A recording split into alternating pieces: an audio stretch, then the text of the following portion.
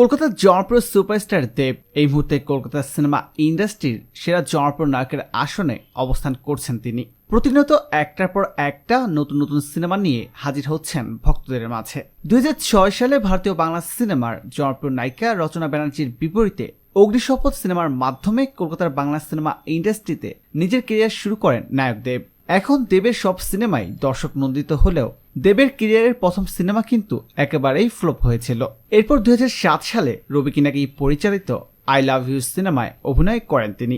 এই সিনেমায় তার বিপরীতে অভিনয় করেছিলেন কলকাতার আলোচিত নায়িকা পায়েল সরকার। এই সিনেমাটি সেই সময় অনেক ব্যবসা সফল এবং জনপ্রিয়তা অর্জন করেছিল।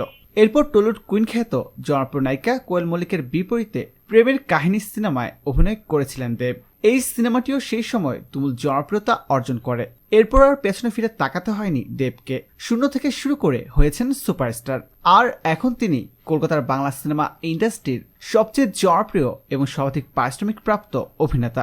অনেক দর্শক আমাদের কাছে জানতে চেয়েছেন দেবের আসল বয়স এবং জন্ম তারিখ সম্পর্কে। উইকিপিডিয়ার তথ্য মতে 1982 সালের 25শে ডিসেম্বর ভারতের মুম্বাই মহারাষ্ট্রে জন্মগ্রহণ করেন তিনি। সেই হিসেবে তার বর্তমান বয়স 36 বছর 3 মাস। প্রিয় দর্শক, নায়ক দেবের অভিনয় আপনাদের কাছে কেমন লাগে কমেন্ট করে জানিয়ে দিন। আর বিনোদন জগতের অজানা সব তথ্য জানতে এখনই সাবস্ক্রাইব করে রাখুন ASD Webs ইউটিউব চ্যানেলে।